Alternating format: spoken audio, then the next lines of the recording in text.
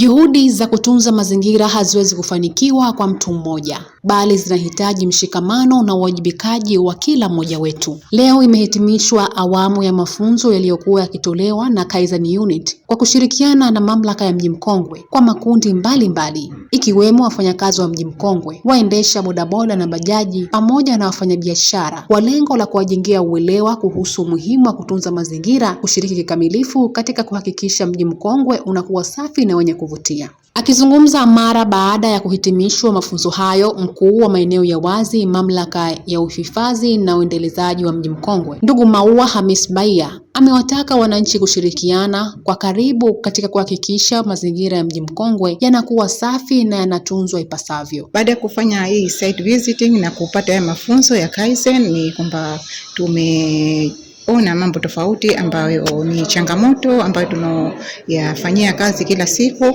Kwa hiyo tumeziona zile changamoto na mafunzo haya yametuamsha na pia kutupa ile solution, tuseme matatizo, kujua nini tunafanya kwa ajili ya kuziboresha huduma zetu hizi za kila siku. Mikakati yetu ni kwamba mafunzo haya tuyachukua na kuyafanyia kazi kwa mujibu wa zile taratibu zote ambazo wametupa. Changamoto ambazo ni zile za mazingira, na ukizingatia mamlaka ya hifadhi na uendelezaji wa Mji Mkongwe iko chini ya sheria ya UNESCO ambayo inatakiwa ihakikishe ihifadhi mji huu kwa mujibu wa hizo sheria ambazo zilizowekwa. Zaidi ni kwamba Kaizen pia imetuamsha. Mojawapo mafunzo ni kwamba kitu kizuri sana ni kwamba mashirikiano na wale wadau wote ambao wakiwemo ni wakazi, kwa upande wa serikali za mitaa, kwa upande wa taasisi za serikali, pamoja na hawa wanajamii wote, ambapo mafunzo haya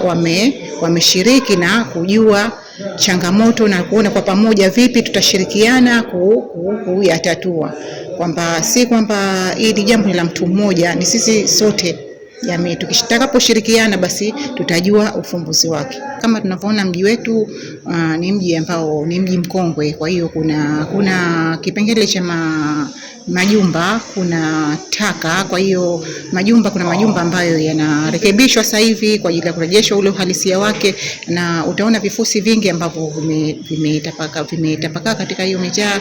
Kwa hiyo tumeona zile changamoto na jinsi gani ya kuweza kuzitatua. Mimi ni Angel Paul na hizi ni ripoti za ASAM Online TV.